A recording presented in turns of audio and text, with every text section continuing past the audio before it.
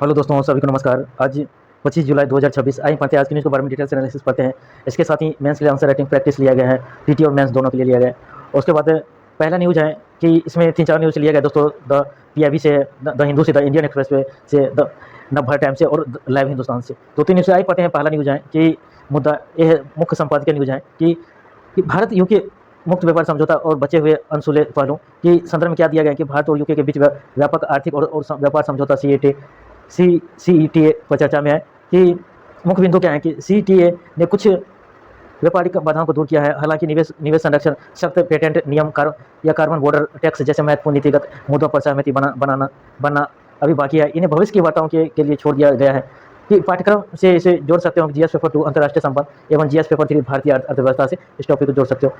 कि मुद्दा दूसरा है कि भारतीय परीक्षा सुधार और पेपर लीक का संकट, कि नीट पेपर की लीक और देश भर में छात्रों व नागरिक समाज जैसे कांग्रेस, जनता पार्टी, सीजेपी के विरोध प्रदर्शन। और मुख्य बिंदु क्या, केंद्र सरकार ने एंटी पेपर लीक कानून को मजबूत किया है और राष्ट्रीय परीक्षण एजेंसी एनटीए के अधिकारियों पर कार्रवाई की है और विशेषज्ञ शिक्षा सुधारों और परीक्षाओं के तकनीकी सुधार जैसे ऑन स्क्रीन मार्किंग पोर्टल को पारदर्शी बनाने की मांग कर रही है। और पाठ्यक्रम जुड़ा है कि जीएस पेपर 2 शासन व्यवस्था और शिक्षा से जुड़ा हुआ है। इस टॉपिक को जोड़ सकते हो। पीटी के लिए क्वेश्चन प्रैक्टिस है कि हाल ही में चर्चा में रहे व्यापक आर्थिक व्यापार समझौते सीईटी के संदर्भ में निम्नलिखित कथनों पर विचार कीजिए। यह भारत और यूरोपीय संघ ईयू के बीच पूरी तरह से हस्ताक्षरित पहला पूर्ण मुक्त व्यापार समझौता है। इसका पहला भी गलत हो गया दोस्तों। दूसरा है इसमें निवेश संरक्षण और कार्बन बॉर्डर टैक्स जैसे मुद्दों को अंतिम रूप दिया जा चुका है, उसमें दूसरा भी गलत है। इसका दोनों कथन गलत है। इसका व्याख्या पढ़ते हैं। इसका डी आंसर हो जाएगा, नहीं पहला नहीं दूसरा हो जाएगा। सीईटी भारत और यूके के बीच चर्चा में है। इसके अलावा निवेश संरक्षण और कार्बन बॉर्डर टैक्स जैसे विवादित मुद्दों को भविष्य की वार्ताओं के लिए छोड़ दिया गया है और ये अभी पूरी तरह हल नहीं हुआ है। मेंस के लिए क्वेश्चन प्रैक्टिस है कि जीएस पेपर 2 अंतर्राष्ट्रीय संबंध द्विपक्षीय मुक्त व्यापार समझौता में गैर व्यापारिक मुद्दे जैसे कार्बन टैक्स और बौद्धिक संपदा अधिकार अक्सर अंतिम सहमति में बड़े रोड़े बनते हैं और भारत यूके व्यापार वार्ता के विशेष संदर्भ में इस कथन का समालोचनात्मक विश्लेषण दिया गया कि 150 शब्द में और 15 की है। इसका उत्तर संरचना देखते हैं कि भारत और यूके के बीच व्यापार संबंध सीईटी के हालिया घटनाक्रम को संक्षिप्त परिचय दें और सीईटी सकारात्मक पहलू, भारत मुक्त बाजार पहुंच और शुल्क कटौती बताएं। अनसुलझो मुद्दों जैसे यूके का कार्बन बॉर्डर टैक्स और पेटेंट के कड़े नियम और भारत की जेनेरिक दवा उद्योग पर इसका प्रभाव पर चर्चा करें। यह बताएं कि ये मुद्दे भारत के घरेलू हितों को कैसे प्रभावित करते हैं। निष्कर्ष, संतुलित आर्थिक हितों और भविष्य की वार्ताओं के माध्यम से बीच का रास्ता निकालने का सुझाव देते हुए समाप्त करें। मुख्य समाचार कि प्रस्तावना या प्रीएम्बल में संशोधन की कोई योजना नहीं है। कि दूसरा न्यूज एनालिसिस है कि प्रस्तावना प्रीएम्बल में संशोधन की कोई योजना नहीं है। समाचार, कानून मंत्री के राज्यसभा में स्पष्ट किया है कि सरकार की संविधान की प्रस्तावना प्रीएम्बल में कोई बदलाव करने का योजना या मंशा नहीं है। कि राज्य व्यवस्था से जुड़ा प्रस्तावना या मूल ढांचा, बेसिक स्ट्रक्चर और डॉक्टर 42वां संविधान संशोधन अधिनियम 1976।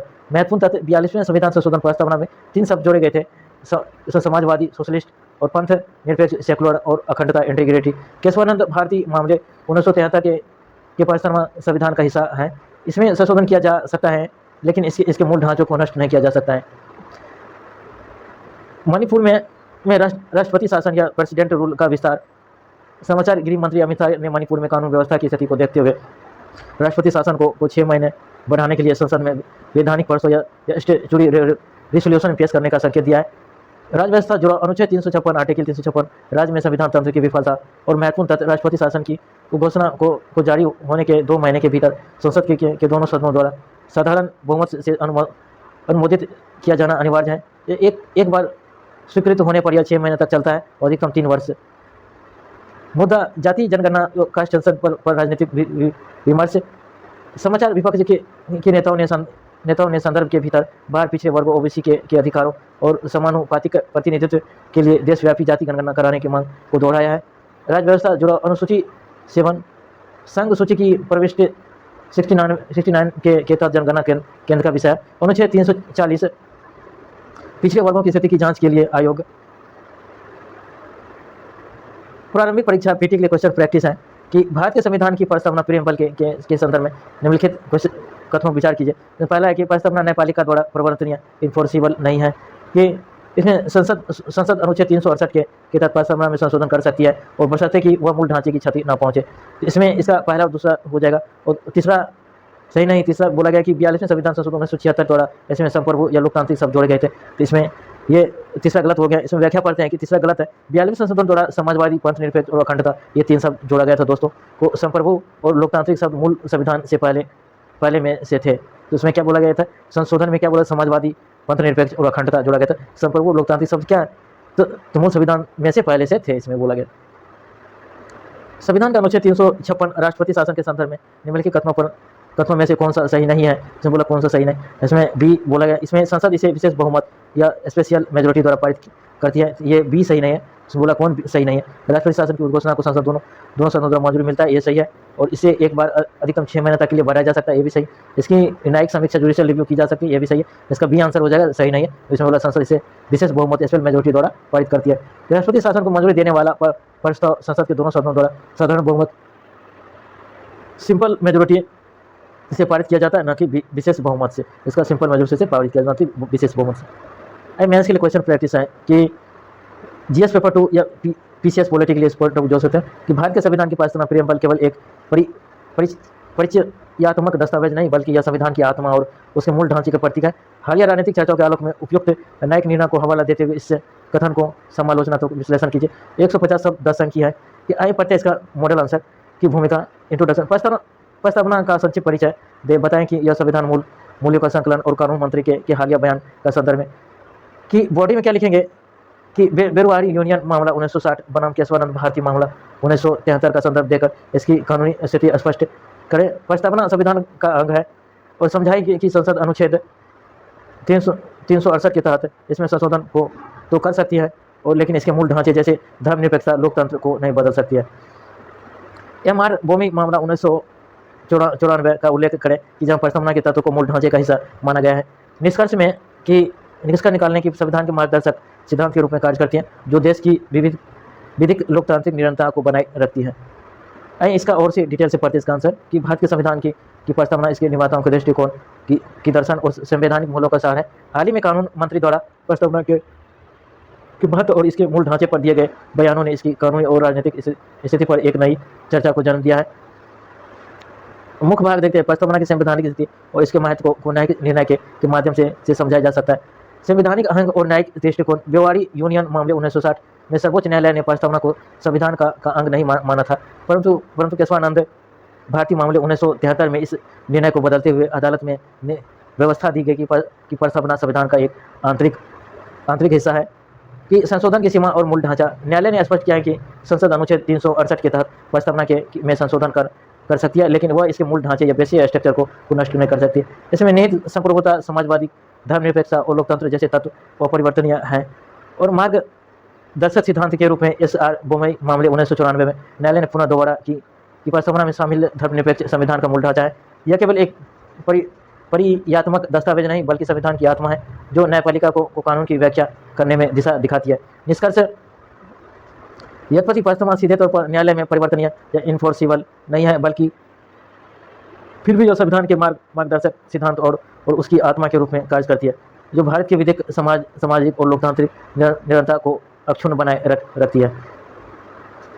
संघवाद और आपातकालीन शक्ति, अनुच्छेद 356 का एक बार प्रयोग भारतीय राजनीतिक व्यवस्था में सहकारी संघवाद, कोऑपरेटिव फेडरलिज्म के सिद्धांत को चुनौती देता है। मणिपुर के हालिया घटनाक्रम के संदर्भ में राष्ट्रपति शासन दुरुपयोग को रोकने के लिए सर्वोच्च न्यायालय द्वारा निर्धारित सुरक्षा की विवेचना कीजिए। 250 शब्द 15 अंक की है। इसका मॉडल आंसर देखते हैं कि अनुच्छेद 356 और राज्य में राष्ट्रपति शासन लगाने की केंद्र की शक्ति को परिभाषित करें कि केंद्र सरकार समुद्री मामले के कारणों को रेखांकित करे, विशेष रूप से कानूनी व्यवस्था के आधार पर हस्तक्षेप या एस.आर. बोमई निर्णय 1954 के दिशा निर्देशों को लिखे, और राज्य विधानसभा में बहुमत का परीक्षण फ्लोर टेस्ट द्वारा होना चाहिए। दूसरा, दुष्भावपूर्ण आधार पर की गई घोषणा या न्यायिक समीक्षा के योग्य है। 3, संसद की मंजूरी से पहले विधानसभाओं को भंग नहीं किया जा सकता, और लोकतांत्रिक व्यवस्था में अनुच्छेद 356 का उपयोग अंतिम विकल्प या अल्टरनेटिव और लास्ट रिसोर्ट के रूप में ही किया जाना चाहिए, ताकि संघवाद अक्षुण्ण रहे। आइए इसका मॉडल आंसर पढ़ते हैं कि भारतीय संविधान को अनुच्छेद 356 केंद्र सरकार को यह शक्ति देता है कि यदि किसी राज्य में संवैधानिक तंत्र विफल हो जाए तो वो वहाँ राष्ट्रपति शासन लागू कर सकती है। हालांकि इस शक्ति का बार और राजनीतिक कारणों से किया जाने वाला प्रयोग भारतीय राजनीतिक व्यवस्था में सरकारी संघवाद या कोऑपरेटिव फेडरलिज्म के मूल सिद्धांत को गंभीर चुनौती देता है। मणिपुर जैसे संवेदनशील कानून व्यवस्था और नस्लीय हिंसा में प्रभावित स्थिति के संदर्भ में राष्ट्रपति शासन लगाने की मांग, इसके प्रयोग की संभावना ने इस विषय पर बहस को पुनः तीव्र कर दिया है। प्रमुख भाग केंद्र राज्य संबोधनों के तनाव के कारण मणिपुर संदर्भ कानून व्यवस्था का संकट, राज्य में आंतरिक अशांति, कानून व्यवस्था के पूरी तरह ध्वस्त होने या दो समूहों के बीच व्यापक हिंसा को केंद्र सरकार द्वारा संवैधानिक तंत्र की विफलता मानकर हस्तक्षेप का आधार बनाया जाता है, और राजनीतिक दुरुपयोग की आशंका है कि कई बार केंद्र में सत्तारूढ़ दल द्वारा विपक्षी दलों की द्वारा शासित राज्य को अस्थिर करने या हटाने के लिए अनुच्छेद 356 का दुरुपयोग किया जा रहा है। SR बोम्मई बनाम भारत संघ 1954 में सर्वोच्च न्यायालय ने के सुरक्षा उपाय और राष्ट्रपति शासन के इस दुरुपयोग को रोकने और संघीय ढांचे की रक्षा के लिए सर्वोच्च न्यायालय ने SR बोम्मई मामले में निम्नलिखित कड़े ऐतिहासिक दिशा निर्देश सुरक्षा उपाय निर्धारित किए हैं, और बहुमत का परीक्षण फ्लो टेस्ट अनिवार्य। किसी प्रकार के पास बहुमत है या नहीं, इसका निर्णय राजभवन या राज्यपाल के विवेक में नहीं, बल्कि अनिवार्य रूप से राज्य विधानसभा के पटल या फ्लोर ऑफ हाउस पर होना चाहिए। और न्यायिक समीक्षा जुडिशियल रिव्यू राष्ट्रपति शासन द्वारा लागू करने की उद्घोषणा निरपेक्ष नहीं है। यदि यह दुर्भावपूर्ण या मेलिफाइड या सांघिक सुधार पर की गई है तो न्यायालय की इसकी न्यायिक समीक्षा कर सकता है, और न्यायालय दुर्भावना या सिद्ध होने पर भंग विधानसभा को पुनर्जीवित भी कर सकता है। विधानसभा को भंग करने पर रोक, जब तक संसद के दोनों सदन या लोकसभा राज्यसभा और राष्ट्रपति शासन की उद्घोषणा को अपनी मंजूरी नहीं दे देते, तब तक राज्य विधानसभा को भंग या डिसॉल्व नहीं किया जा सकता है। संसद की मंजूरी मिलने तक विधानसभा को केवल सुप्त अवस्था या सस्पेंडेड एनिमेशन में रखा जा सकता है। शर्त या उपयोग, केंद्र सरकार को राज्य को सुधारने के लिए ये पहले चेतावनी या निर्देश या अनुच्छेद 256 या 257 के तहत देने चाहिए। यदि राज्य जानबूझकर उनकी अवज्ञा करें तभी उसका प्रयोग होना चाहिए। निष्कर्ष, भारतीय लोकतंत्र संघीय व्यवस्था की मजबूती के लिए अनुच्छेद 356 का प्रयोग सदैव अंतिम विकल्प या अल्टरनेटिव और लास्ट रिसोर्ट के रूप में ही लिया जाना चाहिए। जैसा कि सरकारी आयोग और पूंजी आयोग ने भी सिफारिश की थी, केंद्र को संवैधानिक तंत्र विफलता की व्याख्या या अति सीमित अर्थों में करनी चाहिए। मणिपुर जैसे जटिल मामलों में राष्ट्रपति शासन लगाने के बजाय केंद्र सरकार और राज्य के बीच संघवाद, सहयोग और सरकारी संघवाद के माध्यम से शांति स्थापित करना ही लोकतांत्रिक व्यवस्था को अक्षुण्ण रखने का एकमात्र मार्ग है। कि पीटी के लिए क्वेश्चन प्रैक्टिस है। सेक्शन 301 टैरिफ, जो हाल ही में समाचारों में देखा गया कि मुख्य रूप से किस देश के व्यापारिक कानून में संबंधित है, और इसका आंसर कि भी हो जाएगा, ये संयुक्त राज्य अमेरिका। आइए व्याख्या पढ़ते हैं कि संयुक्त राज्य अमेरिका USA सेक्शन 301 अमेरिकी व्यापार अधिनियम ट्रेड एक्ट ऑफ 1974 का हिस्सा है, जिसके तहत अमेरिकी राष्ट्रपति विदेशी देशों पर अनुचित व्यापार प्रथाओं के लिए टैरिफ लगा सकते हैं। और दूसरा है क्वेश्चन कि मुख्य मुद्रास्फीति या कोर इन्फ्लेशन के संदर्भ में निम्नलिखित तथ्यों पर विचार कीजिए कि कोर या मुद्रा की गणना करते समय हेडलाइन मुद्रास्फीति या हेडलाइन इन्फ्लेशन के बास्केट से खाद्य और ईंधन जैसी अस्थिर वस्तुओं को हटा दिया जाता है। और हालिया आर्थिक आंकड़ों के अनुसार भारत में कोर मुद्रास्फीति स्थिर बनी हुई है। भले ही खुदरा या मुद्रास्फीति CPI में वृद्धि हुई है, तो उस ऊपर दिए गए कथनों में से कौन सा सही है? इसका दोनों सही हो जाएगा दोस्तों। इसमें क्या बोला गया कि मुख्य मुद्रास्फीति कोर इन्फ्लेशन के बारे में, कोर मुद्रास्फीति गणना करते समय यह हेडलाइन मुद्रास्फीति का बास्केट में खाद्य ईंधन जैसी अस्थिर वस्तु को हटा दिया जाता है। और हालिया आर्थिक आंकड़ों के अनुसार भारत में कोर मुद्रास्फीति स्थिर बनी हुई है, भले खुदरा या मुद्रास्फीति CPI में वृद्धि हुई हो। इसका आंसर क्या है? दोनों हो जाएगा। कि कोर इन्फ्लेशन में खाद्य और ईंधन शामिल नहीं होते हैं, क्योंकि इनकी कीमतें बहुत तेजी से बदलती है। वर्तमान में भारत की कोर इन्फ्लेशन 3.9% पर स्थिर है। और मेंस के लिए क्वेश्चन प्रैक्टिस है कि GS प्रॉपर्टी भारतीय अर्थव्यवस्था और व्यापार, अमेरिका द्वारा हाल ही में भारतीय निर्यातों पर लगाए गए सेक्शन 301 टैरिफ के आलोक में भारत के निर्यात क्षेत्र पर पड़ने वाले प्रभावों का मूल्यांकन कीजिए, और भारत को अपनी वैश्विक व्यापारिक या स्थिति मजबूत करने के लिए क्या रणनीतिक कदम उठाने चाहिए। 150 शब्द 10 अंक की है। अमेरिका द्वारा सेक्शन 301 के तहत भारतीय निर्यातों पर लगाए गए 10% अस्थायी टैरिफ भारत के व्यापार संतुलन और निर्यात प्रतिस्पर्धात्मक के लिए एक गंभीर चुनौती है। यह कदम अमेरिकी ट्रेड एक्ट 1974 के तहत कथित फोर्स्ड लेबर बंधुआ श्रम की जांच के बाद उठाया गया है, जिसमें पूर्व में प्रस्तावित 12.5 की दर को घटाकर 10% किया है। और भारत के निर्यात क्षेत्र पर प्रभाव कि मूल्य प्रतिस्पर्धात्मक में कमी, इंजीनियरिंग सामान या टेक्सटाइल या रन आभूषण या रसायनों जैसे प्रमुख श्रम गहन क्षेत्रों जो कुल निर्यात का लगभग 70% है, पर अतिरिक्त शुल्क से अमेरिकी बाजार में उनकी कीमतें बढ़ेगी और प्रतिद्वंदियों में असमान प्रतिस्पर्धा। हालांकि भारत बांग्लादेश और पाकिस्तान के साथ समान 10% के स्लैब में है, लेकिन बांग्लादेश और मलेशिया जैसे देशों को टैरिफ कोटा TRQ के तहत छूट मिलने से भारतीय कपड़ा निर्यात को नुकसान होगा और आर्थिक अनिश्चितता इस अस्थायी टैरिफ से आपूर्ति श्रृंखला बाधित होगी, जिससे छोटे निर्यातों के अलावा मार्जिन और रोजगार पर प्रतिकूल असर पड़ेगा। और अमेरिका का सेक्शन 301 टैरिफ 10% की श्रम गहन क्षेत्र प्रभावित कपड़ा, आभूषण, रसायन और लागत में वृद्धि, 70% निर्यात, अतिरिक्त सीमा शुल्क और TRQ छूट न मिलने से प्रतिस्पर्धा बांग्लादेश मलेशिया से पीछे। और द्विपक्षीय वार्ता का सुदृढ़ीकरण। भारत को अमेरिका के साथ प्रस्तावित द्विपक्षीय अंतरिम व्यापार समझौते का जल्द अंतिम रूप देना चाहिए, ताकि इस टैरिफ को व्यापार सौदे जैसे $500 बिलियन की खरीद पर प्रतिबद्धता के तहत कम या समाप्त कराया जा सकता है। बाजार विविधीकरण या अमेरिका पर निर्भर कम करने के लिए यूरोपीय संघ, EU, UK और पश्चिम एशिया UAE के साथ मुक्त व्यापार समझौता FTA को तेजी से पूरा करना होगा। और श्रम मानकों का सख्त प्रवर्धन। घरेलू आपूर्ति श्रृंखला में श्रम कानून और ट्रेसिबिलिटी स्रोतों की पहचान को कड़ा करना चाहिए, जैसा कि जून में विदेश व्यापार नीति में संशोधन करके किया गया है।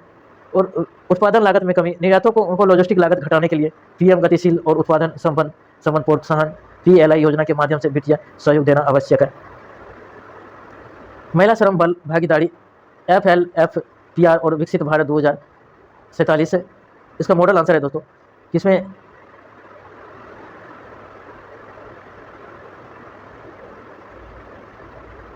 आइए पढ़ते हैं कि विकसित भारत के बारे में कि महिला श्रम बल भागीदारी PLFR और विकसित भारत 2047 कि भारत को वर्ष 2047 तक एक विकसित अर्थव्यवस्था बनाने के लिए कि आधी आबादी महिला की आर्थिक उत्पादकता का उपयोग करना अनिवार्य है। वर्तमान में भारत में महिला श्रम बल भागीदारी दर FL या FPR लगभग 30 से 40% के बीच है, जो वैश्विक औसत से काफ़ी कम है। FL या FPR के क्रम होने के प्रमुख कारण पितृसत्तात्मक सामाजिक मानदंड। महिला को प्राथमिक रूप से घरेलू कार्यों और देखभाल कोर इकोनॉमी तक सीमित माना जाता है। सुरक्षा की चिंता। कार्यस्थलों और सार्वजनिक परिवहन में सुरक्षा की कमी महिला को बाहर काम करने से रोकती है। और शिक्षा और रोजगार में बेमेल यू कर्व इफेक्ट। महिलाओं में शिक्षा तो बढ़ रही है, लेकिन उनकी योग्यता के अनुरूप उपयुक्त और सुरक्षित नौकरियों का अभाव है। घरेलू जिम्मेदारियों का असमान बोझ। बच्चों की देखभाल और बुजुर्गों की सेवा का अधिकांश जिम्मा महिला पर ही होता है। आय का प्रभाव, इनकम इफेक्ट। ग्रामीण क्षेत्रों में पुरुष सदस्यों की आय बढ़ने पर महिला सामाजिक प्रतिष्ठा के कारण कृषि या कम वेतन वाली आयु से पीछे हट जाती है। और विवाह मातृत्व दंड या मैटरनिटी पेनल्टी। विवाह और बच्चे होने के बाद करियर में लंबा ब्रेक आता है, जिससे कार्यबल में उनकी वापसी कठिन हो जाती है। और सुधार के प्रमुख उपाय। सुरक्षित बुनियादी ढांचा। कार्यस्थल पर CCTV और रात्रि पाली में सुरक्षित परिवहन और सी टॉयलेट्स या सी टॉयलेट्स की व्यवस्था अनिवार्य की जाए। और केयर इकोनॉमी में निवेश। किफ़ायती या गुणवत्ता शिशु गिरोह या क्रीएच या केयर सेंटर को राष्ट्रव्यापी नेटवर्क जैसा तैयार किया जाए। और कौशल विकास और डिजिटल साक्षरता। महिला को भविष्य के उद्योगों या STEM या AI डिजिटल मार्केटिंग के अनुरूप कौशल प्रदान किया जाए। समान वेतन और विधिक कराएं। समान कार्य के लिए समान वेतन और मातृत्व लाभ अधिनियम का निजी और असंगठित क्षेत्रों में सख्ती से अनुपालन हो। और लचीली कार्य संस्कृति। वर्क फ्रॉम होम WFH लचीले और कामकाजी घंटों या फ्लेक्सिबल आवर्स को कॉर्पोरेट या नीति में बढ़ावा दिया जाए। व्यवहारगत परिवर्तन या बेटी बचाओ बेटी पढ़ाओ की तर्ज पर महिलाओं की आर्थिक आत्मनिर्भरता के लिए बड़े पैमाने पर सामाजिक जागरूकता अभियान चलाए जाए। तो निष्कर्ष, विकसित भारत 2047 तक का लक्ष्य केवल GDP वृद्धि दर से नहीं बल्कि लैंगिक समानता से प्राप्त होगा। भारत को केवल लाभार्थियों या बेनिफिशियरी मानने के बजाय उन्हें आर्थिक विकास का समुच्चय चालक या ड्राइवर ऑफ ग्रोथ बनाना होगा। उत्तर लेख के लिए महत्वपूर्ण डेटा मेन डाटा टूल किट्स। मुद्रास्फीति या इन्फ्लेशन। जून 2026 में भारत की खुदरा मुद्रास्फीति 4.4% और कोर मुद्रास्फीति 3.9% है। और निर्यात प्रभाव। अमेरिका के नए फैसले से भारत से होने वाले इंजीनियरिंग, कपड़ा, रसायन जैसे 70% निर्यात प्रभावित हो सकते हैं। मुख्य बिंदु पढ़ते हैं कि फैक्ट क्या है कि 24 जुलाई 2026 तक पूरे देश में जुलाई की औसत वर्षा 215.5 मिली दर्ज की गई, जो समान 215 मिली के बराबर है। दीर्घकालिक कमी। जुलाई में सुधार के बावजूद 1 जून से 24 जुलाई तक की कुछ संख्या कुमुलेटिव मानसून वर्षा अभी भी समान से 16.1% कम है। क्षेत्रीय असमानता है। पूर्व और पूर्वोत्तर भारत में सबसे खराब स्थिति, जहां 31.9% वर्षा की कमी बनी हुई है, जबकि दक्षिण प्रायद्वीपीय भारत में 26.8% कमी है। यह असमानता अल-नीनो के प्रभाव और बदलते जलवायु पैटर्न को दर्शाती है। तो मुख्य समाचार। सुंदरवन में मैंग्रोव को वनों को पुनरुद्धार या प्रासंगिकता, GS पेपर 3, जैव विविधता और पर्यावरणीय संरक्षण समाचार का संदर्भ। पश्चिम बंगाल सरकार ने सुंदरबन के उन उन द्वीपों पर मैंग्रोव वनों पर फिर से बहाल करने ये रिस्टोर की घोषणा की है, जहां जहां अवैध रूप से व्यावसायिक मत्स्य पालन या सेलो फिश पॉन्ड या फिशरीज के लिए मैंग्रोव को काटा गया था। तो मुख्य बिंदु की फैक्ट, भारत में मैंग्रोव का वितरण, भारत के कुल मैंग्रोव या आवरण मैंग्रोव को सबसे बड़ा हिस्सा पश्चिम बंगाल 42.545% में है, जो लगभग 2119.16 वर्ग किलोमीटर फैला है। भारत में मैंग्रोव का वितरण, भारत के कुल मैंग्रोव आवरण या मैंग्रोव कोर का सबसे बड़ा हिस्सा पश्चिम बंगाल 42.445% में है, जो लगभग 2119.16 वर्ग किलोमीटर फैला है। कि परिस्थिति महत्व, सुंदरवन का मैंग्रोव चक्रवातों से तटीय या सुरक्षा प्रदान करता है, अत्यधिक मात्रा में कार्बन सिंक या ब्लू कार्बन के रूप में कार्य करता है। प्रारंभिक परीक्षा अभ्यास वर्ष यूपीएससी या पीसीएस प्रीलिम्स के लिए क्वेश्चन है कि लॉन्ग टर्म नेशनल रिसोर्स या एडिक्वेसी प्लान 2026 भारत के ऊर्जा भंडारण लक्ष्यों के संदर्भ में निम्नलिखित कथनों पर विचार कीजिए। इसमें पहला, इस योजना के तहत वर्ष 2035 से 36 के तहत मंड हाइड्रोइलेक्ट्रिक ऊर्जा भंडारण PHES का लक्ष्य बैटरी ऊर्जा भंडारण ब्लेस के लक्ष्य से अधिक निर्धारित किया गया है। वर्तमान में भारत का रोड मैप या मुख्य रूप से या लॉन्ग या ड्यूरेशन एनर्जी स्टोरेज DLDES तकनीकों पर केंद्रित है, जो कई दिनों तक लगातार बिजली डिस्चार्ज कर सकती है। तो इसका आंसर एक ही हो जाएगा। दूसरा, इसका कथन एक सही है, क्योंकि रोजगार के तहत क्योंकि योजना के तहत 2035 से 36 तक 94 गीगावाट पंप हाइड्रो या PHES और 80 गीगावाट बैटरी स्टोरेज बेस का लक्ष्य है। कथन दूसरा गलत है, क्योंकि भारत का वर्तमान रोड मैप केवल 4 से 6 घंटे के शॉर्ट ड्यूरेशन स्टोरेज पर केंद्रित है। भारत में अभी भी long duration energy storage LDES की कमी है। मुख्य परीक्षा अभ्यास प्रश्न यूपीएससी पीसीएस मेन क्वेश्चन ये है कि भारत का नवीकरणीय ऊर्जा रिन्यूएबल एनर्जी की ओर संक्रमण तब तक अधूरा है जब तक कि ग्रिड में लॉन्ग ड्यूरेशन या एनर्जी स्टोरेज LDES को शामिल नहीं किया जाता है। हालिया ऊर्जा संकट और मौसम की चरम स्थितियों के आलोक में इस कथन का समालोचनात्मक विश्लेषण कीजिए। 250-15 अंक की इसका मुख्य आंसर फ्रेम है। भूमिका इंट्रोडक्शन, भारत में कई मई 2026 में रिकॉर्ड या 270.8 गीगावाट की बिजली मांग है और रात के समय बढ़ते बिजली संकट का उल्लेख करते हुए उत्तर की शुरुआत करें और बताएं कि केवल सौर या पवन ऊर्जा का उत्पादन बढ़ाना काफ़ी नहीं, बल्कि उसे स्टोर करना भी जरूरी है। Long duration energy storage LDES का महत्व, गैर सौर घंटों विशेषकर रात के समय में ग्रिड को स्थिर देना या हीट वेव या लू या लगातार कई दिनों तक या बादल छाए रहने जैसे चरम मौसमी घटनाओं से निपटना। और वर्तमान रोड मैप किसी माई या लॉन्ग टर्म नेशनल रिसोर्स या एडिक्यूसी प्लान या 2026 के तहत बैटरी और या पंप्ड हाइड्रो का डिस्चार्ज समय 5 से 6 घंटे दीर्घकालिक मौसम संबंधी व्यवधानों के लिए ना काफ़ी है। तो सुझाव आगे की LDES तकनीकों जैसे कि फ्लोर या बैटरी या थर्मल एनर्जी स्टोरेज और ग्रीन हाइड्रोजन आधारित स्टोरेज में निवेश बढ़ाना, नीतिगत स्तर पर ग्रिड या नीतियों में भंडारण की अवधि को प्राथमिकता देना और पर्यावरण एवं आपदा प्रबंधन, जुलाई मानसून में सुधार और अल्नीनो का प्रभाव। कि भारतीय मौसम विज्ञान विभाग IMD के अनुसार जून 2026 में दर्ज की गई कि 37.1% की भारी मानसूनी कमी के बाद जुलाई के अंत तक मध्य भारत में मानसून बारिश ने रिकवरी की है। हालांकि अलिनो के प्रभाव के कारण देश में समग्र या सिंचाई वर्षा अभी भी समान से 16% कम बनी हुई है। यूपीएससी पाठ्यक्रम लिंक GS पेपर 1 भौतिक भूगोल मानसून एवं GS पेपर 3 कृषि और पर्यावरण की आंतरिक सुरक्षा, साइबर सुरक्षा, ब्लूटूथ चैट ऐप या बीट चैट पर प्रतिबंध, गृह मंत्रालय की साइबर अपराध शाखा, भारतीय साइबर अपराध समन्वय केंद्र 4C ने सुरक्षा कारणों और डेटा संप्रभुता का हवाला देते हुए माइक्रोसॉफ्ट के स्वामित्व वाले गिटहब को ब्लूटूथ आधारित मैसेजिंग ऐप या बीट चैट को हटाने का आदेश दिया है। यूपीएससी पाठ्यक्रम लिंक GS पेपर 3 साइबर सुरक्षा और संचार नेटवर्क। प्रारंभिक परीक्षा अभ्यास प्रीलिम्स PT के लिए प्रैक्टिस क्वेश्चन है। स्टारशिप या ऑटोमेस मिशन के संदर्भ में निम्नलिखित कथनों पर विचार कीजिए कि स्टारशिप SpaceX द्वारा विकसित एक पूर्ण प्रयोजन या फुल रीयूजेबल परिवहन प्रणाली है। ऑटोमेट से नासा का एक मिशन जिसका उद्देश्य मनुष्यों को पुनः चंद्रमा की सतह पर उतारना। इसका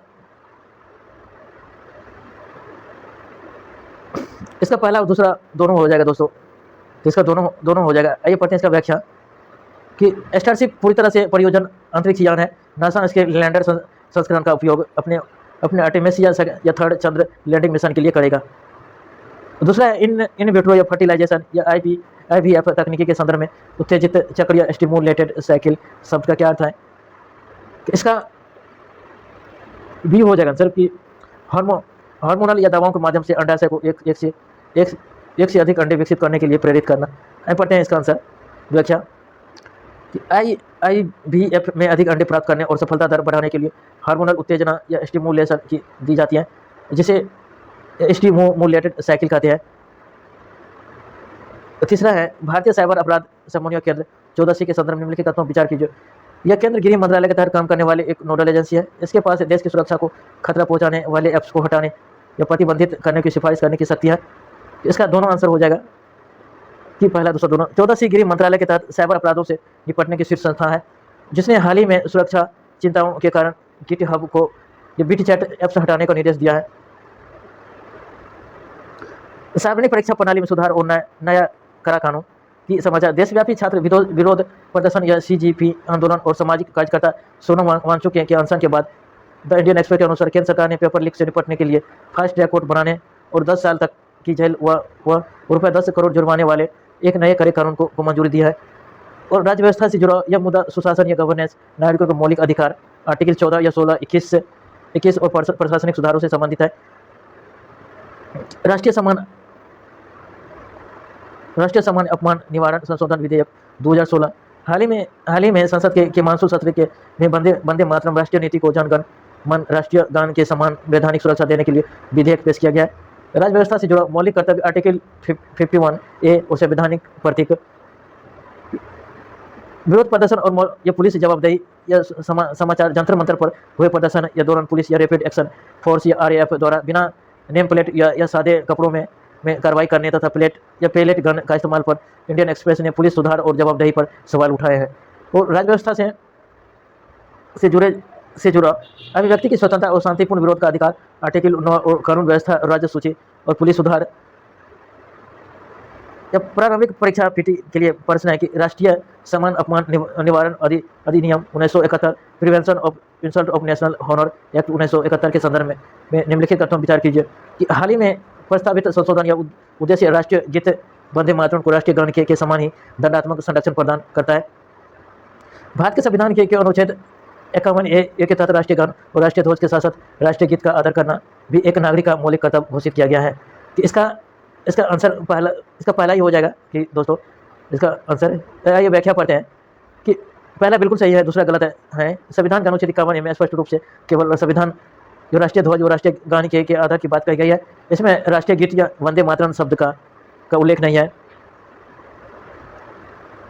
दूसरा है PT के लिए क्वेश्चन है कानून व्यवस्था, लोक व्यवस्था या पब्लिक ऑर्डर के संदर्भ में निम्नलिखित तो विचार कीजिए कि भारत के संविधान की 7वीं अनुसूची के तहत पुलिस और लोक व्यवस्था संपत्ति सूची कॉर्पोरेट लिस्ट के विषय में है कि सर्वोच्च न्यायालय के अनुसार कि भसीम बनाम भारत संघ 2020 मामले में यह व्यवस्था दी गई थी कि कानून व्यवस्था बनाए रखने के लिए इंटरनेट की अनिश्चितकालीन निलंबन और संवैधानिक है। इसमें केवल दूसरा ही सही है, पहला गलत है। पहला गलत है, पुलिस और लोक व्यवस्था राज्य सूची या स्टेट लिस्ट के विषय है और जबकि संपत्ति सूची नहीं है। दूसरा सही है, सर्वोच्च न्यायालय के इंटरनेट एक्सेस को अनुच्छेद 19A के तहत का मौलिक अधिकार का हिस्सा माना गया है। सर्वोच्च न्यायालय के विषय के संगठन में यह व्यवस्था कानून व्यवस्था बनाए रखने के लिए इंटरनेट का अनिश्चितकाल निलंबन और संवैधानिक है। इसमें दूसरा सही है, पहला गलत है कि पुलिस और राज्य लोकसभा संपत्ति सूची नहीं, ये राज्य सूची में रखा गया, न कि संपत्ति सूची में रखा गया। पुलिस और लोक व्यवस्था दोस्तों इसको याद रखना, स्टेट या राज्य सूची में रखा गया, न कि संपत्ति सूची में। भारत रूस द्विपक्षीय व्यापार 15 बिलियन का आयात भुगतान रुपये में हुआ है, $15 बिलियन का आयात रुपये में हुआ है कि पश्चिम एशिया में तनाव, US ईरान वार और स्टेट ऑफ होमोज के बंद होने के बाद भारत ने मार्च से मई के बीच में रूस के कच्चे तेल का आयात के लिए $14.6 बिलियन मतलब रुपये 1.38 लाख करोड़ का भुगतान भारतीय रुपये INR इंडियन रुपये में ये सेटल किया है। यह भारत के कुल व्यापारिक आयात का 7.1% है। निजी क्षेत्र प्राइवेट सेक्टर की वृद्धि दर 4 साल के निचले स्तर पर। खबर HSBC या फ्लैश कंपोजिट PMI के आंकड़ों के अनुसार जुलाई 2026 में भारत के निजी क्षेत्र की वृद्धि घटकर 54.3 पर आ गए हैं, जो पिछले 4 वर्षों में सबसे कम है। S&P ग्लोबल ने इसका कारण कच्चे माल की बढ़ती लागत और पश्चिमी एशिया का भू राजनीतिक तनाव बताए गए हैं। बुनियादी ढांचा infrastructure index of core industry ICI का बेस ईयर के बदला। खबर उद्योग या आंतरिक व्यापार संवर्धन विकास DPI ने कोर इंडस्ट्री इंडेक्स का आधार वर्ष बेस ईयर 2011 और 12 में बदलकर 2022 से 23 कर दिया गया। इसके साथ ही लो अयस्क या आयरन ओर में शामिल करने से अब कोर सेक्टरों की सेक्टरों की संख्या 8 से बढ़कर 9 हो गई है। जून 2026 में इसमें 5% की वृद्धि दर्ज की गई है। Index of core industry ICI के संदर्भ में निम्नलिखित तथ्यों पर विचार कीजिए। हाल ही में इसका आधार वर्ष बेस ईयर संशोधित कर 2022-23 कर दिया गया है और इसमें लो एक्स आयरन ओर में शामिल करने के बाद अब कुल कोर उद्योगों की संख्या 9 हो गई है और इस सूचकांक को राष्ट्रीय सांख्यिकी कार्यालय NSO द्वारा जारी किया गया है। इसका पहला और दूसरा होगा, तीसरा गलत हो जाएगा कि दोस्तों कि तीसरा गलत क्योंकि इंडेक्स ऑफ कोर इंडस्ट्री को वाणिज्य और उद्योग मंत्रालय के तहत आर्थिक सलाहकार कार्यालय OEA या DPIA द्वारा जारी किया जाता है, न कि NOSO द्वारा जारी किया गया, न कि राष्ट्रीय सांख्यिकी कार्यालय द्वारा इसको जारी नहीं किया जाता है। इसको किससे OEA DPIA द्वारा जारी किया जाता है। वाणिज्य और उद्योग मंत्रालय, इंडेक्स ऑफ कोर इंडस्ट्री और आर्थिक सलाहकार कार्यालय द्वारा जारी किया जाता है। इसका पहला और दूसरा हो जाएगा कि इसमें आयरन ओर के और 9 उद्योग भी शामिल किया गया। आइए आगे पढ़ते हैं। पीटी के लिए क्वेश्चन प्रैक्टिस है कि भारत का आकार या भारत का AI डाटा सेंटर वर्तमान वर्ष में $5.5 बिलियन या 1.6 गीगावाट क्षमता पर है, जिसके 2035 तक बढ़कर $90 बिलियन या 12 से 14 गीगावाट क्षमता होने का अनुमान है। वैश्विक हिस्सेदारी, भारत वर्तमान में दुनिया के 20% डेटा को होस्ट करता है, लेकिन उसके पास दुनिया के केवल 3% डेटा सेंटर है, जिससे इस क्षेत्र में आक्रामक विस्तार हो रहा है। पर्यावरणीय चुनौती या मेंस या डायमेंशन, अत्यधिक जल खपत, डेटा सेंटरों को ठंडा या कूलिंग रखने के लिए लाखों गैलन पानी की आवश्यकता होती है और जिससे स्थानीय भूजल स्तर गंभीर संकट मंडरा रहा है और ऊर्जा संकट, 12 से 14 गीगावाट क्षमता के लिए भारी मात्रा में बिजली की आवश्यकता होती है। यदि यह बिजली पारंपरिक कोयला संयंत्रों से आई तो भारत के नेट जीरो लक्ष्य को भारी नुकसान पहुंचेगा। और संसाधनों का विस्थापन, स्थानीय समुदाय के हिस्से की भूमि और पानी को कॉर्पोरेट डेटा या सेंटरों की ओर मोड़ा जा रहा है। प्रीलिम्स लिए क्वेश्चन प्रैक्टिस है कि डेटा सेंटर या डेटा सेंटर के संदर्भ में निम्नलिखित कथनों पर विचार कीजिए। भारत वर्तमान में दुनिया के लगभग 20% डेटा को होस्ट करता है, लेकिन यहाँ वैश्विक डेटा सेंटरों का केवल 3% ही स्थित है। डेटा सेंटरों के संचालन में प्राथमिक पर्यावरणीय चिंता केवल कचरा, वेस्ट है। इसमें पानी की खपत या नगण्य होती है। इसमें पहला सही है, दूसरा गलत है। कि क्या बोला कि क्योंकि डेटा सेंटरों के कूलिंग सिस्टम के लिए भारी मात्रा में जल संसाधन, वाटर कंजप्शन की आवश्यकता होती है दोस्तों। इसमें पहला सही है, दूसरा गलत है। 20% डेटा होस्ट करता है या वैश्विक डेटा सेंटरों की 3% की स्थिति ही है। दूसरा है क्वेश्चन है मैथ्स के लिए क्वेश्चन प्रैक्टिस है कि भारत में आर्टिफिशियल इंटेलिजेंस या डिजिटल बुनियादी ढांचे को तेजी से होता विस्तार या स्थानीय पर्यावरणीय संसाधनों की कीमत पर नहीं होना चाहिए। इस कथन के आंतरिक में डेटा सेंटरों के विकास से उत्पन्न पर्यावरणीय चुनौतियों का विश्लेषण कीजिए और इसके लिए एक उत्तरदायी या नियामक ढांचे, रिस्पॉन्सिबल रेगुलेटरी फ्रेमवर्क के सुझाव दीजिए। GS पेपर 3 पर्यावरणीय अर्थव्यवस्था 250 शब्द में इसका मॉडल आंसर हो जाएगा। भूमिका क्या होगा? इंडियन एक्सप्रेस के आंकड़ों के अनुसार भारत का डेटा सेंटर बाजार 2035 तक 14 गीगावाट तक पहुंचने वाला है। डिजिटल प्रगति अनिवार्य, लेकिन इसके पर्यावरणीय प्रभाव भी व्यापक है। इसका मुख्य भाग क्या पर्यावरणीय प्रभाव कि जल पदचिह्न, वाटर फुटप्रिंट, कूलिंग के लिए अत्यधिक पानी की खपत, कार्बन उत्सर्जन, बिजली की मांग बढ़ने से जीवाश्म ईंधन, कोयले पर निर्भरता बनी रहना और भूमि उपयोग या बड़े बुनियादी ढांचे के लिए कृषि या हरित भूमि का अधिग्रहण और समाधान या नियामक ढांचा या सोल्यूशन। डेटा सेंटरों के लिए सर्कुलर वाटर इकोनॉमी अनिवार्य करना, जैसे रिसाइकलिंग, पानी का उपयोग, इन्हें पूरी तरह से नवीकरणीय ऊर्जा, ग्रीन एनर्जी जैसे सौर या पवन ऊर्जा से संचालित करने के लिए बाध्य करना और सख्त पर्यावरणीय प्रभाव या आकलन EIA दिशा निर्देशों लागू करना। निष्कर्ष या कंक्लूजन, भारत को तकनीकी नेतृत्व के साथ सतत विकास, सस्टेनेबल डेवलपमेंट के वैश्विक मानकों को अपनाकर हरित डिजिटल क्रांति का उदाहरण पेश करना चाहिए। पुराने पीटी के लिए क्वेश्चन प्रैक्टिस है। व्हाइट रैबिट टेक्नोलॉजी जो हाल ही में समाचारों में देखी गई है के संदर्भ में निम्नलिखित तत्वों पर विचार कीजिए। इसे मूल रूप से इसरो द्वारा उपग्रहों के सटीक ट्रैकिंग नेटवर्क के लिए विकसित किया गया था और यह ऑप्टिकल या फाइबर नेटवर्क पर सिग्नल में होने वाली देरी को लागत भरपाई करके नैनो सेकंड या स्तरीय समय जैसे सिंक्रोनाइजेशन प्राप्त करती है। तो इसका पहला गलत है, दूसरा सही है। यहीं पढ़ते व्याख्या कि पहला गलत है। इसे मूल रूप से यह CERN द्वारा विकसित किया गया है, न कि इसरो द्वारा। दूसरा बिल्कुल सही, क्योंकि यह फाइबर नेटवर्क में आने वाली देरी को ठीक करके सटीक समय का प्रबंधन सुनिश्चित करता है। दूसरा सही है। चांदीपुरा वायरस के संदर्भ में निम्नलिखित तथ्यों का विचार कीजिए। तो इसका आंसर सी हो जाएगा दोस्तों। ये सेंड फ्लाई द्वारा प्रसारित एक RNA वायरस है जो तीव्र एन्सेफेलाइटिस का कारण बन सकता है। इसका व्याख्या पढ़ते हैं। चांदीपुरा वायरस सेंड फ्लाई के कारण से बच्चों में तीव्र या सेफलाइटिक या दिमागी बुखार पैदा करता है। इसके लिए कोई विशिष्ट या एंटीवायरल दवा या टीका उपलब्ध नहीं है। यह केवल लक्षणों के आधार पर ही उपचार किया जाता है। विकसित भारत रोजगार और आजीविका गारंटी मिशन ग्रामीण की चर्चा में क्यों? देश के ग्रामीण क्षेत्रों में 1 जुलाई 2026 में विकसित भारत रोजगार आजीविका गारंटी मिशन ग्रामीण यानी बीबीजी रामजी अधिनियम 2025 को पूरी तरह से लागू कर दिया गया है। प्रारंभिक परीक्षा पीटी के लिए है।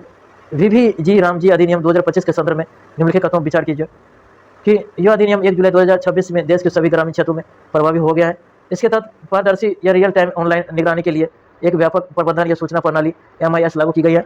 सरकार पर मजदूरी या भुगतान सुनिश्चित करने के लिए इसमें national electronics fund management system NEFM का उपयोग किया जा रहा है। इसका आंसर डी हो जाएगा। तीनों सही है दोस्तों। ग्रामीण विकास मंत्रालय द्वारा जारी आंकड़े के अनुसार यह योजना पूरी तरह सक्रिय है और इसके तहत डायरेक्ट बेनिफिट्स ट्रांसफर DBT से सीधे बैंक खातों में मजदूरी भेजी जा रही है। इसका आंसर तीनों हो जाएगा। भारत इजराइल मुक्त व्यापार समझौता चर्चा में क्यों? भारत और इजराइल ने नई दिल्ली में प्रस्तावित भारत इजराइल मुक्त व्यापार समझौता FTA के लिए दूसरी ओर की चर्चा संपन्न की गई है। वित्त वर्ष 2025 या 26 में दोनों देशों के बीच कुल व्यापार 3.39 बिलियन अमेरिकी डॉलर आया है। प्रारंभिक परीक्षा क्वेश्चन प्रैक्टिस है कि भारत और इजराइल के द्विपक्षीय संबंधों और हालिया व्यापार वार्ताओं के संबंध में निम्नलिखित कथनों पर विचार कीजिए। इसका हाल ही में दोनों देशों के बीच मुक्त व्यापार समझौता FTA के लिए दूसरे दौर की वार्ता नई दिल्ली में आयोजित की गई है और दोनों देश के बीच व्यापारिक वार्ताओं को ढांचा नवंबर 2035 में हस्तांतरित टर्न ऑफ रेफरेंस TOR द्वारा संचालित है। इसका पहला दूसरा सही है, तीसरा गलत हो जाएगा कि वित्तीय वर्ष 2025 से 26 में दोनों देशों के बीच कुल व्यापार 15 बिलियन डॉलर को पार कर गया है। इसे तीसरा गलत है कि पहला दूसरा सही है, तीसरा गलत है क्योंकि वित्तीय वर्ष 2025 या 26 में दोनों देशों के बीच कुल व्यापार 3.93 बिलियन अमेरिकी डॉलर है, न कि 5 बिलियन डॉलर। विदेशी अंशदान या विनियम संशोधन विधेयक 2026 FCRA चर्चा के संसद में विदेशी अंशदान विनियम संशोधन विधेयक 2026 पर विचार चल रहा है। संशोधित FCRA के नियम की 2026 लागू हो चुके हैं। यह नियम इसके तहत NGO की संपत्ति की अस्थायी और अस्थायी अधिग्रहण तथा दंड को तर्कसंगत बनाने के प्रावधान किए गए हैं। और पीटी के लिए क्वेश्चन प्रैक्टिस है कि विदेशी अंशदान या विनियम संशोधन विधेयक 2026 के संबंध में निम्नलिखित कथनों पर विचार कीजिए कि यदि कोई गैर सरकारी संगठन NGO निर्धारित अवधि में अपना पंजीकरण या नवीनीकृत नहीं करा पाता है तो उसकी संपत्तियों को अस्थायी रूप से सरकारी नियंत्रण में लाने का प्रावधान किया गया है। इस संशोधन विधेयक के माध्यम से अधिकतम कारावास की सजा को 5 वर्ष से घटाकर 1 वर्ष कर दिया गया है और राज्य की जांच एजेंसियों को FCRA उल्लंघनों की जांच शुरू करने के लिए केंद्र सरकार से पूर्व अनुमति लेना अनिवार्य किया गया है। इसका तीनों सही हो जाएगा दोस्तों, पहला दूसरा तीसरा। FCRA संशोधन विधेयक 2026 की प्रमुख विशेषताओं को दर्शाते हैं। इसका उद्देश्य इस क्षेत्र में प्रशासनिक और न्यायिक सुधारों को बेहतर करना है। तीसरा है क्वेश्चन, इसरो ने हालिया मिशन के प्राप्त वैज्ञानिक निष्कर्षों के संदर्भ में निम्नलिखित कथनों पर विचार कीजिए। आदित्य L1 मिशन ने के पहली बार कोरोनल या मास इंजेक्शन या CM के शुरुआती चरण के स्पेक्ट्रोस्कोपिक हस्ताक्षर दर्ज किए हैं और चंद्रयान 3 की लैंडिंग या स्थलीय शिव शक्ति पॉइंट पर चंद्रमा की सतह के ठीक 6 सेंटीमीटर नीचे या रिगोलिथ की द्विविधीय स्तरीय की जैसी प्राप्ति संरचना पाई गई है। और आदित्य L1 मुख्य रूप से एक वास्तविक समय या रियल टाइम या अंतरिक्ष मौसम पूर्वानुमान उपग्रह है। तो इसका आंसर पहला दूसरा हो जाएगा। व्याख्या पहला दूसरा बिल्कुल सही, कथन तीसरा गलत है क्योंकि सरकार ने स्पष्ट किया है कि आदित्य L1 एक सौर भौतिक मिशन या सोलर फिजिक्स मिशन है, न कि सीधे तौर पर अंतरिक्ष मौसम पूर्वानुमान मिशन। हालांकि इसका डेटा अनुसंधान में मदद करता है। प्रारंभिक परीक्षा प्रीलिम्स के लिए क्वेश्चन प्रैक्टिस है कि भारतीय संसद और कार्यपालिका की जवाबदेही के संदर्भ में निम्नलिखित कथनों पर विचार कीजिए कि संविधान के अनुच्छेद 75(3) के तहत मंत्रिपरिषद सामूहिक रूप से संसद के प्रति उत्तरदायी होती है। और दूसरा है कि प्रश्नकाल या क्वेश्चन आवर कार्यपालिका की विधायी नियंत्रण सुनिश्चित करने का एक सशक्त माध्यम है जिससे किसी भी परिस्थिति में स्थिति नहीं किया जा सकता है। लोक प्रतिनिधित्व अधिनियम 1951 के तहत संसद सदस्यों को सत्र के दौरान दीवानी या आपराधिक दोनों मामले में गिरफ्तारी से छूट प्राप्त है। इसका पहला सही है, दूसरा और तीसरा गलत हो जाएगा कि मंत्रिपरिषद सामूहिक रूप से लोकसभा संसद के प्रति उत्तरदायी होता है। दूसरा गलत है क्योंकि लोकसभा अध्यक्ष और राज्यसभा के सभापति विशेष परिस्थितियों में प्रश्नकाल को स्थगित या निरस्त कर सकता है। तीसरा गलत है क्योंकि संसदीय विशेषाधिकार अनुच्छेद 105 के तहत सदस्यों को केवल दीवानी या सिविल मामलों में के सत्र के दौरान निगरानी से छूट मिलती है और आपराधिक मामलों में नहीं। कि सिविल मामलों में छूट मिलती है, ना कि अपराधी मामले अनुच्छेद 105 के तहत। दूसरा क्वेश्चन है पीटी के लिए कि उच्चतम न्यायालय की संख्या संशोधन के विधेयक के समय निम्नलिखित तथ्यों पर विचार कीजिए। भारत के संविधान के अनुच्छेद 114(1) के तहत संसद को कानून बनाकर उच्चतम न्यायालय के न्यायाधीशों की संख्या बदलने के अधिकार है और मूल संविधान में मुख्य न्यायाधीश सहित उच्चतम न्यायालय के न्यायाधीशों की कुल संख्या 8 निर्धारित की गई थी। इसका दोनों सही है। संविधान संसद को यह शक्ति देता है कि वर्तमान में न्यायाधीशों की स्वीकृत संख्या मुक्त न्यायाधीश सहित 34 है, जिसे बढ़ाकर 37 करने का प्रस्ताव लाया जा रहा है। और आज की मुख्य आर्थिक सुर्खियों की हैं कि हरित हाइड्रोजन अर्थव्यवस्था, ग्रीन हाइड्रोजन इकोनॉमी। भारत ने 2030 तक का वैश्विक हरित हाइड्रोजन बाजार 10% हिस्सेदारी हासिल करने का लक्ष्य रखा है और $1 ट्रिलियन अर्थव्यवस्था यूपी, $1 ट्रिलियन गोल उत्तर प्रदेश में ग्राउंड ब्रेकिंग सेरेमनी GBC 5 के तहत 6 लाख करोड़ रुपए के निवेश प्रस्ताव को धरातल पर उतारने की समीक्षा की गई है। और उर्वरक क्षेत्रों में आत्मनिर्भरता, यूरिया सेल्फ रिलायंस। कैबिनेट ने भारत औद्योगिक विकास योजना रसायन BHA या भाविया रसायन या राष्ट्रीय यूरिया निवेश नीति 2026 को मंजूरी दिया है, जिसका उद्देश्य भारत को यूरिया में पूर्ण आत्मनिर्भर बनाना है। मेंस के लिए क्वेश्चन प्रैक्टिस है कि शुरुआत में भारत को दुनिया का दवा खाना बताते हुए कि अमेरिका को होने वाले 38% निर्यात $9.7 अरब का डेटा दें और चुनौतियां में या ट्रम्प की टैरिफ नीति का भारतीय व्यापार संतुलन पर असर बताए और उपाय के रूप में अफ्रीका, लैटिन अमेरिका और यूरोपीय संघ के साथ व्यापारिक समझौता को उल्लेख करें। भारत वैश्विक स्तर पर अनेक जेनेरिक दवाओं का सबसे बड़ा आपूर्तिकर्ता या इसलिए इसे दुनिया का दवाखाना या फार्मेसी ऑफ द वर्ल्ड कहा जाता है। वित्तीय वर्ष 2024 या 25 के आंकड़ों के अनुसार भारत के कुल फार्मास्यूटिकल्स निर्यात में अकेले अमेरिका की हिस्सेदारी लगभग 38% $9.7 अरब है। मुख्य चुनौतियां हैं कि ट्रंप का टैरिफ नीति, अमेरिकी प्रशासन की अमेरिका फर्स्ट नीति और भारतीय दवाओं पर उच्च आयात शुल्क टैरिफ लगाने की घोषणा से निर्यात लागत बढ़ेगी और व्यापार संतुलन पर असर। अमेरिका को होने वाली फार्मा निर्यात में गिरावट से भारत के द्विपक्षीय व्यापार अधिशेष या ट्रेड सरप्लस पर नकारात्मक असर पड़ेगा। नियामक कड़ाई, अमेरिका FDI, US FDIA द्वारा भारतीय विनिर्माण संयंत्रों के निरीक्षण या अनुपालन मानकों को और कड़ा किया जा सकता है। सुधारात्मक उपाय, बाजार विविधीकरण, अफ्रीका या किफायती या स्वास्थ्य सेवा की बढ़ती मांग को देखते हुए कि अफ्रीका देशों में निर्यात का विस्तार करना और लैटिन अमेरिका, ब्राजील, मैक्सिको जैसे कि बड़े बाजारों के साथ व्यापारिक समझौते को मजबूत करना और यूरोपीय संघ EU, भारत EU मुक्त व्यापार समझौते FTA के माध्यम से यूरोपीय बाजारों में फार्मा पहुंच को आसान बनाना। GS पेपर 3 आर्थिक विकास और बुनियादी ढांचा, इकोनॉमिक्स ग्रोथ, GDP की प्रश्न 250 शब्द में 15 अंक है कि बदलते वैश्विक समीकरणों या मुद्रास्फीति, महंगाई और भू राजनीतिक तनाव के बीच भारतीय अर्थव्यवस्था की विकास दर GDP ग्रोथ रेट को बनाए रखना एक बड़ी चुनौती बनता जा रहा है। देश की GDP रफ्तार को प्रभावित करने वाले आंतरिक और बाहरी कारकों का आलोचनात्मक विश्लेषण कीजिए। उत्तर की रूपरेखा दृष्टिकोण। भूमिका, भारतीय अर्थव्यवस्था के निवेश या वित्तीय 2025 या 2026 में बेहतर प्रदर्शन किया है, लेकिन वैश्विक मंदी या क्षेत्रीय तनाव के कारण आगामी वर्षों में अधिक विकास की रफ्तार के सामने सुस्ती के संकेत भी दिख रहे हैं। कि बाहरी कारक या एक्सटर्नल फैक्टर, भू राजनीतिक संकट, यूक्रेन, रूस या मध्य पूर्व, ईरान, इजराइल संकट के कारण वैश्विक आपूर्ति श्रृंखला प्रभावित हो रही है। कच्चे तेल की कीमतें, भारत अपनी जरूरतें का 85% क्रूड ऑयल या आयात करता है, जिससे वैश्विक तनाव के कारण देश का आयात बिल और वित्तीय घाटा बढ़ता है। मुक्त मुद्रा में उतार चढ़ाव, डॉलर के मुकाबले रुपये के मूल्य में उतार चढ़ाव आर्थिक स्थिरता को प्रभावित करता है। और आंतरिक कारक, इंटरनल फैक्टर, मानसून और कृषि अलिनो या कमजोर मानसून की स्थिति कृषि उत्पादन को कम कर खाद्य कीमतों में उछाल महंगाई लाती है। असमानता और मांग कि अमीर और गरीबों के बीच बढ़ती खाई या K-शेप रिकवरी के कारण ग्रामीण क्षेत्रों में उपयोग मांग या कंजप्शन डिमांड में सुस्ती आना। निष्कर्ष, संतुलित राजकोषीय नीतियों या प्रत्यक्ष विदेशी निवेश या FDI के आकर्षण और विनिर्माण मैन्युफैक्चरिंग हब को मजबूत करके भारत इन चुनौतियों से निपट सकता है। बढ़ता व्यापार घाटा, ट्रेड डिफिसिट। जून 2026 में भारत का व्यापार घाटा बढ़कर $30.43 अरब तक पहुंच गया है। निर्यात में वृद्धि के बावजूद चीन से बढ़ते आयात और कच्चे तेल की ऊंची कीमतों के कारण यह उछाल आया है।